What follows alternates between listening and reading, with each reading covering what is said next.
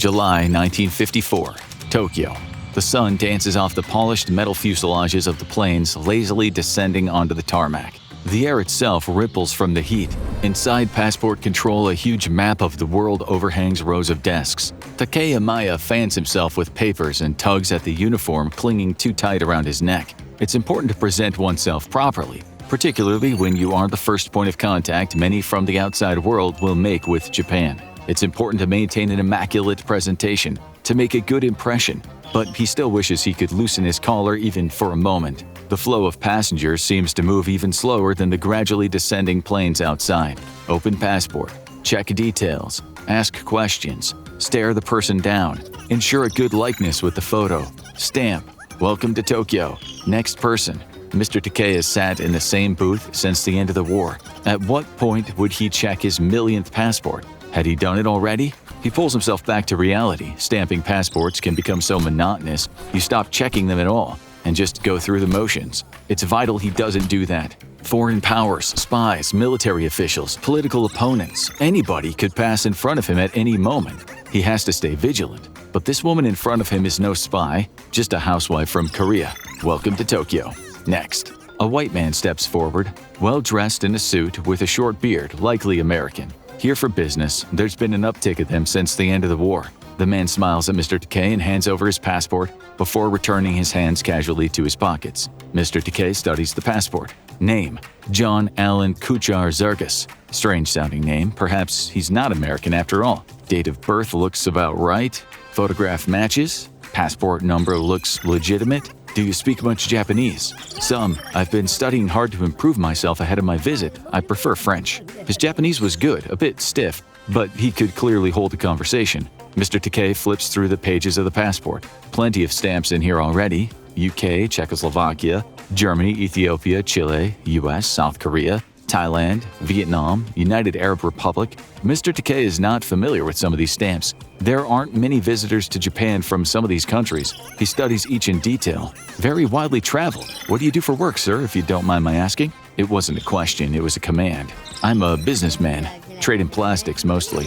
Are you here for business? Yes. It all seems to check out. Mr. Zergas was well-traveled, certainly, and that's always aroused suspicion, but his passport looks utterly genuine. There are no grounds for detaining him. If you will, sir, Mr. Zergas says. My wife has just gone through. May I go and join her? Mr. Takei comes out of his stupor and nods. He flips the passport closed and hands it across the desk. But when Mr. Zergas reaches out to take it, the Japanese man does not let it go. His eyes are fixed on the seal embossed on the front of the passport. Mr. Takei snatches it back and stares at Mr. Zergas with fierce suspicion. Is there a problem, sir? Mr. Zergas asks. Confusion and fear written across his face. Mr. Takei takes the passport and stares at the name of the country written on the front. Taured. He flips the document around and points at the country name on it. Mr. Zergas looks puzzled. Taured, yes, that's where I'm from. Mr. Takei tries to explain as politely but directly as possible that there is no such country as Taured. Mr. Zergas laughs in surprise. Why, of course there is. He points a hand to the map up above them, to southern Europe. It's right there. Sir, that is Spain. No, not Spain, above it, sandwiched between Spain and France. Andorra. No, Taured. Mr. Zergas is getting increasingly exasperated.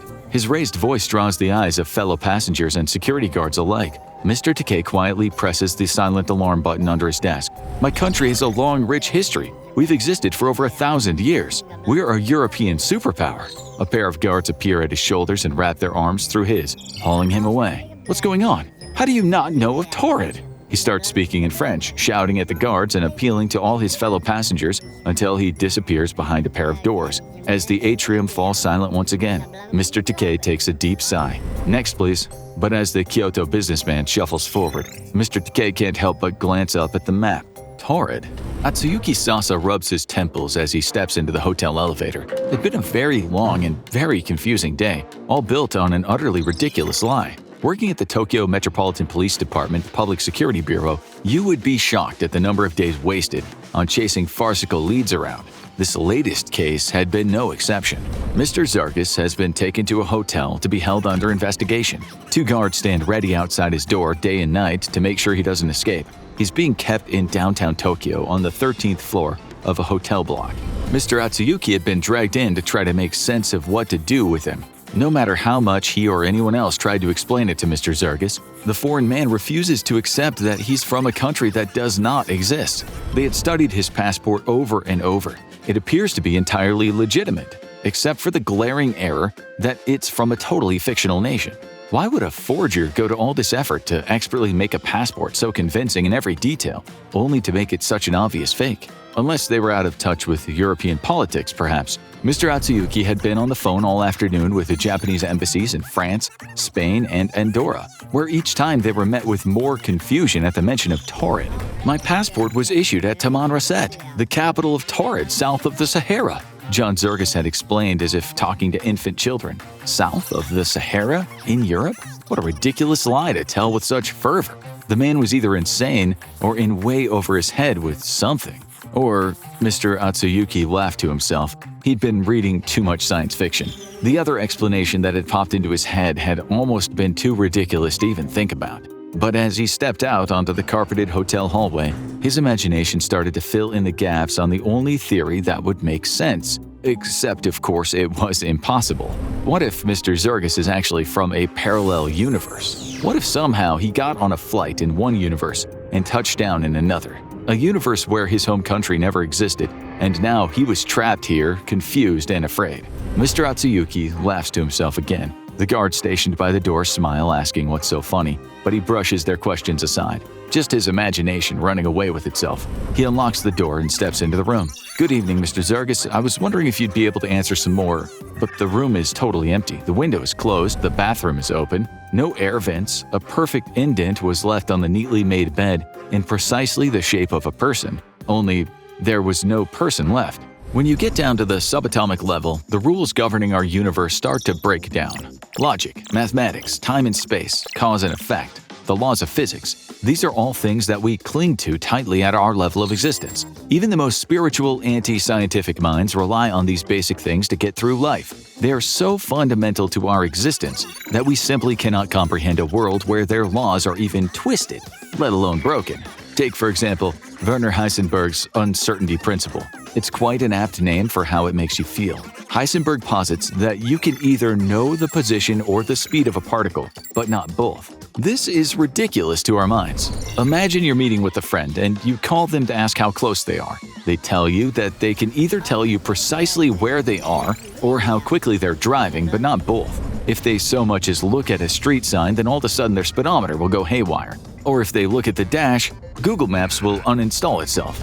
And yet, that appears to be how the quantum realm works. This is the idea that also underpins what is called superposition. A particle, until it is observed, does not have a fixed location. Like refusing to look at Google Maps on your phone, you could be absolutely anywhere. But it's a step further than that. Until you look at Google Maps, your car is somehow everywhere possible at the same time, both at home and in your friend's driveway, and all the way along the route between the two. To try to illustrate this mind-bending concept, Erwin Schrödinger created a very famous conceptual experiment. You place a cat in a box. The box is closed with no way of observing what's happening inside. Also in that box with the cat is a very small vial of a gaseous poison. This poison will be released when the radioactive substance in its trigger decays through a subatomic process. Since the cat's life is hinging on the position of a subatomic particle, and we cannot see in the box, the particle exists in a state of superposition. It's both released and unreleased at the same time, so the position is both triggered and contained. The cat is both alive and dead. Only when we open the box and look inside will the superposition end, and the cat will either look up at us in confusion or lie still. So what does this have to do with John Zergus? Schrödinger's cat is our glimpse into the possible reality of parallel universes. In that moment of superposition, as the cat is both alive and dead in the box, there are two realities coexisting with one another. Think of reality like a piece of string. As the cat is in the box, the string comes apart and separates into two threads, each previously joined but now apart. It's the same reality, the same string, but in that moment there are two versions of it coexisting. You open the box and one of the threads continues becoming the true reality, while the other withers away into a loose end. Except the universe doesn't work like this. Reality does not just stop existing. It's not that one of those two versions of reality was really true the whole time and we just couldn't tell which it was. They were both as true as each other. When you look at our world now, it doesn't just blink out of existence at a moment's notice. It doesn't just stop out of nowhere. So what's happening to the loose thread? What if it doesn't just disappear? What if that thread is still going, but it just separated off away from us? What if while you open that box and burst into tears at the sight of Mr. Tibbles lying dead because you played with poison, there's another version of you at the same time lifting their beloved cat out of the box and promising never to do that again? How would your lives diverge from that point? Whilst one of you is digging a little grave in your garden and answering some harsh but fair questions from your family, the other one of you is dressing Mr. Tibbles in a bow tie and raking in brand deals on TikTok. Now imagine every little moment of uncertainty in the world led to a moment like this. Anytime particles were in superposition and then forced to take one location or another, each one spawns another parallel thread. Universes coming off of universes. It's a concept we're all familiar with, from Marvel's escapades into the multiverse, to Rick and Morty leaping through portals all the way back to Plato and earlier, Heaven and Hell, Jannah and Jahannam, Valkyrie. We've always had a deep-lying concept of another reality running parallel to our own. As much as it blows our minds to think about it, there is clearly something deep-rooted in us that's drawn to the idea. What we've always wanted to do is cross that line from one parallel universe to another. So, is it possible? There are a number of cases throughout history that tell that perhaps it could be. Let's take a look at 3 of them.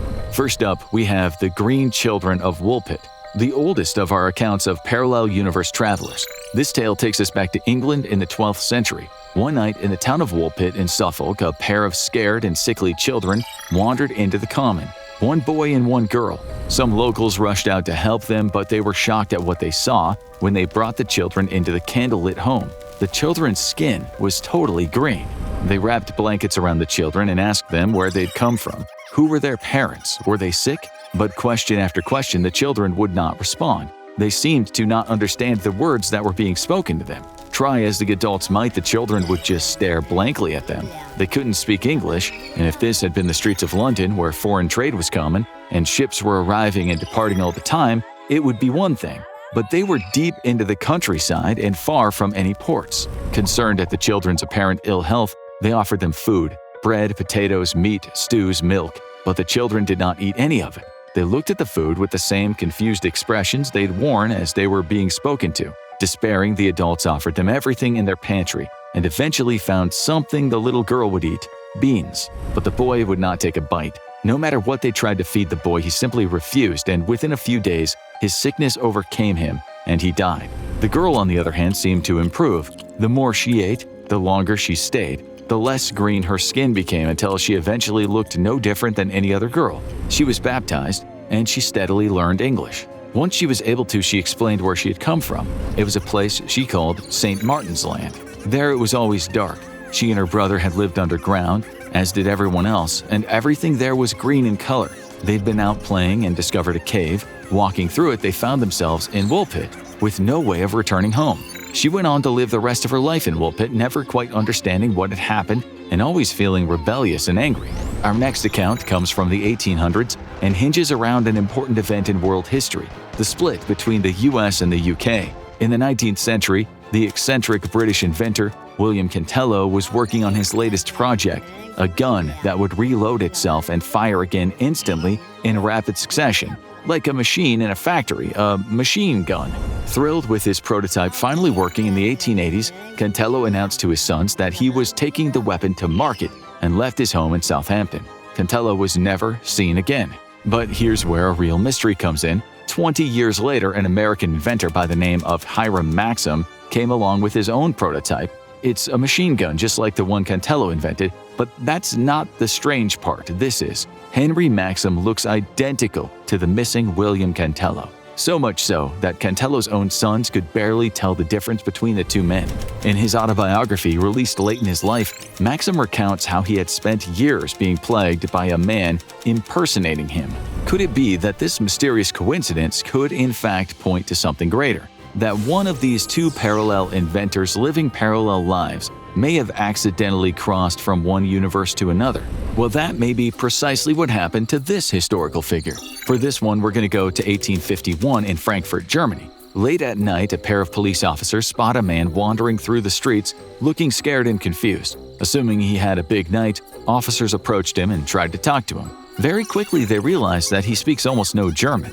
His name is Jopar Voren. The police have to speak very slowly and simply, using a lot of hand gestures to help him understand. Yet Voren seems to be totally present mentally. He tells them that he's from Lazaria. When they tell him they don't know the country, he tells them it's on the continent of Sakria. The man is not intoxicated or mentally unwell. He states these facts quite plainly, surprised that the men do not recognize the words he's saying.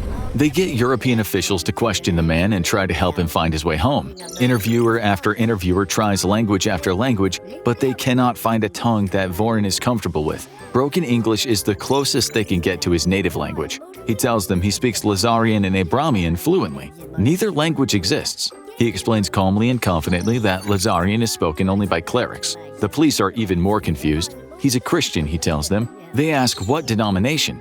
He says, Ipatian.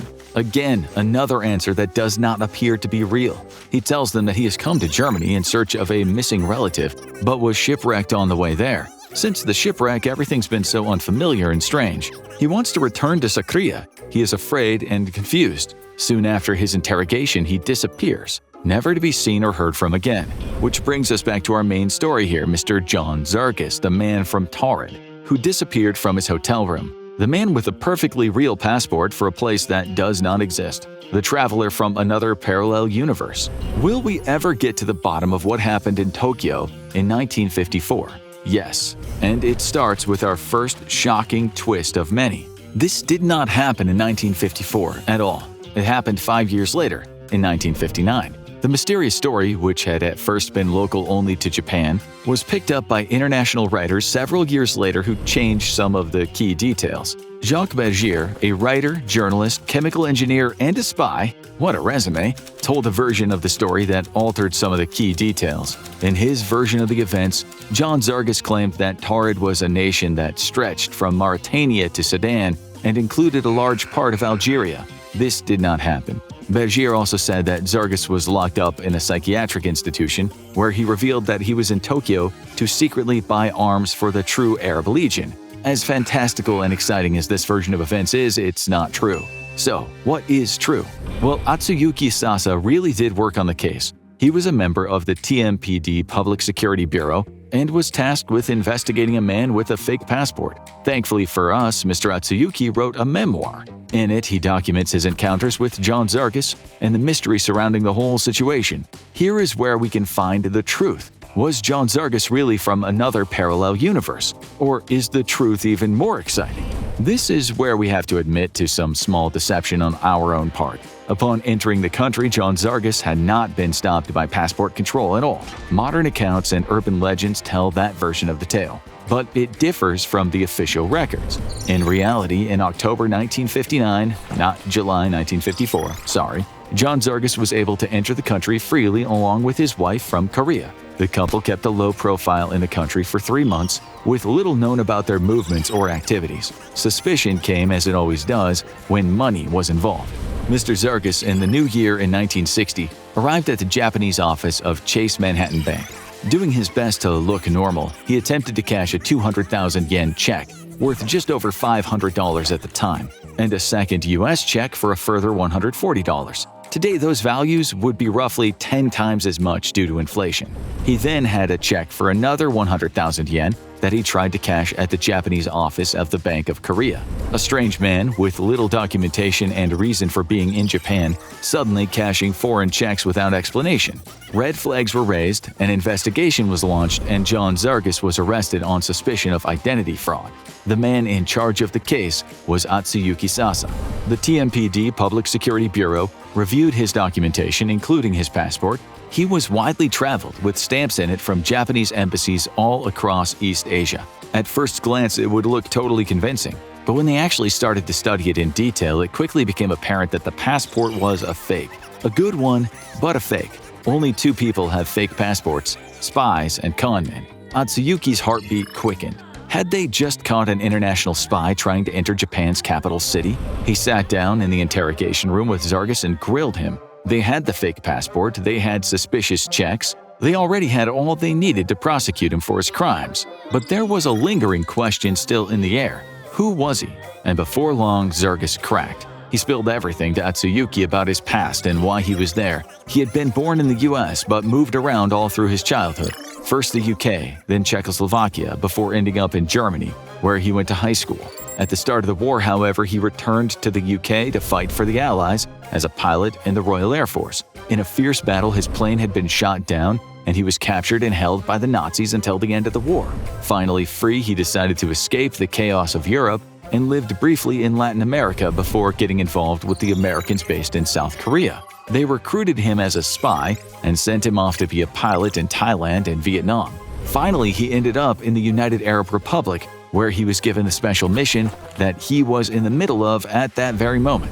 He had been sent to Japan to recruit military volunteers from the inside to fight for the United Arab Republic. Finally, Zerges stopped talking, and Atsuyuki sat back in his chair rubbing his temples. That had been such a barrage of information, he didn't know where to start. Some months later, a news story broke in a small Canadian newspaper under the title, "The Man with His Own Country." It told of a foreigner who had arrived on Japanese soil with a false passport. The man had claimed to be a naturalized Ethiopian and an intelligence agent for Colonel Nasser, and was carrying a passport issued at Tamanrasset, the capital of Taured, south of the Sahara. This story had changed a number of details from the case already, and contained in it one crucial spelling error, Taured. In reality, it should have read Taureg, which is the name of an ethnic group or Berbers from the Saharan region. Tamanrasset is a real province in Algeria. From this news story, urban legends spring up. Taured, the unknown country, fictional account after fictional account, told through secondhand sources, layered levels and levels of mystery on top of the story, carrying it steadily further and further from reality of what actually happened. Whether Taured was a misspelling by the newspaper, a source they were interviewing, or a misspelling in the passport itself that tipped off its illegitimacy, who knows? What we do know is that there have been so many regurgitated accounts of the man from Taured that supernatural or science fiction explanations are required to make sense of what happened. So, what happened to John Zerges? Did he really disappear from a hotel room, like the urban legends state? Atsuyuki Sasa worked hard to check all the facts that John Zerges had presented to him in the interrogation room. From his birth in the US, through his membership in different militaries, work as a spy, and travels all across the world, Atsuyuki called embassy after embassy, looking for verification that this man's story of his life was true. And phone call after phone call, he was met with disappointment. No, they had not heard of a John Zerges. He did not show up in any of their official documents. The man was not an RAF pilot. The man was not a spy. Remember, there are only two people who carry a fake passport, spies and conmen. Atsuyuki had ruled one of those out definitively. All of the remaining evidence, the frequent lies, the delusions of grandeur, the travel, the suspicious checks, they all pointed to one thing. John Zerges was nothing more than a con man. Now the only question remaining was what to do with him. But before we get to that, is traveling to another universe like Zerges claimed to do in his misinterpreted story actually possible? The stories we covered in this video are all most likely urban legends. The story of the Woolpit children is either local folklore or a story passed through such a long game of telephone that it's lost all connection with reality.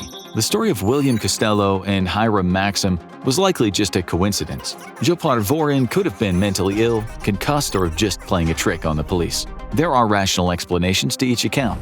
But that doesn't scratch the itch. Could you actually travel to a parallel universe? In a way, you already are. Every second of every day, we're making decisions. These decisions created new branching pathways, each one springing off to a new parallel universe. Did you get a flat white or a cappuccino? Did you sit on the bus or stand? Every moment of our lives, we're traversing a multiverse. In a moment of decision, we're taking one path, while another version of yourself is taking another. So technically, we are taking all the paths. But that isn't very satisfying. We have no awareness of the other paths and can't see what's going on with that version of yourself that did decide to quit their job to pursue a career in parkour. Sadly, there's no easy solution that we can see as of yet that'll allow us to simply pop our heads through into a parallel universe and check out what's going on. Our brains and bodies just aren't built for that. But there is a lot more hope than you might think, because we already have access to the brains that can do that: quantum computers. A traditional computer at its most fundamental level works in binary. Everything is a 1 or a 0. Our computers, designed by our minds, work like we do. There's a set logic that's fixed and understandable to us. But quantum computers break those rules. Remember when we explained earlier in the video briefly how superposition works? Subatomic particles can occupy two states of being at once, both equally valid until our observation forces them to be one or the other. Build a computer around that principle and you end up with something very strange. A computer that doesn't see a 1 or a 0 but can see both at the same time. A simple string of binary code, like 00001, is made up of 5 bits. A bit is just the smallest possible measure of data a computer can have, a 1 or a 0. But with a quantum computer, you are suddenly not dealing with bits anymore, but with qubits. The simple bit suddenly explodes with complexity, as each digit can be either or both at the same time in a qubit. You can now conduct exponentially more calculations as they're all happening at the same time within the same line of binary. Does that make sense? It doesn't, does it? And that's why quantum computing could be our answer to seeing into parallel universes. It sounds like the stuff of science fiction, but quantum computers already exist. They are very difficult to operate and quite crude compared to where they'll end up in a few decades' time, but they are real and functional. To give you an illustration of how fast they can operate, Google conducted an experiment with their quantum computer in 2019. They gave it a calculation that would take the world's fastest conventional supercomputer over 10,000 years to work through. Their quantum computer had it solved in 200 seconds. This is a bit scary. Take the messages on your phone. They're probably encrypted end-to-end so that only you and the person you're messaging with can read them. Essentially, encryption in a nutshell is just a way of putting a really long hidden password on each message that would take a ridiculously long time to crack. A quantum computer would have no problem cracking it. But it's not just your WhatsApp messages that are encrypted. Banking data, nuclear launch codes, presidential correspondence, military plans. Our entire world is built on encryption. So how are these quantum computers so scary fast? By operating in these seemingly parallel worlds, the qubits within the quantum computer exist in superposition. They are both 1 and 0 at the same time. When we try to observe one or the other, the superposition collapses and we are locked into our timeline. A quantum computer does not have this issue. It runs its code in our timeline and in the other timeline at the same time. The reason it can be as fast as it is because it is literally existing and operating in multiple parallel universes all at once. So how can we use that? One disturbing science fiction idea that is creeping up closer and closer in the background of the AI races and Neuralink controversies is mind uploading, replacing your brain with a computer. Uploading your consciousness. What if slowly over time you replace the components of your brain with tiny computerized versions of them? You maintain your consciousness and sense of self the whole time. First, your hippocampus. You still feel like you, but now there's a computer that's picked up where the neurons left off. Then your hypothalamus. No change. Like the ship of Theseus, you replace one thing at a time until none of the original remains. Eventually, every part of your brain is now a tiny quantum computer. But you are still you, right? Now all those pesky neurons with their binary limitations and inability to perceive what could be beyond have been replaced. Qubits are the building blocks of your mind, and with them you can finally understand, finally see directly into a parallel universe. On the 10th of August 1960, 5 days after the rumor mill had already started spinning with the publication of the inaccurate news story in Canada, the Tokyo District Court sentenced John Zarghis to a year in prison for identity fraud. He was distraught and afraid. After a year in prison, he was deported to Hong Kong. His wife was deported to South Korea. And that's the last that the world heard about John Zarghis. But chillingly, it may not be the last time we hear about a person who has seen into a parallel universe. Now check out Weirdest Unsolved Mysteries, or watch this video instead.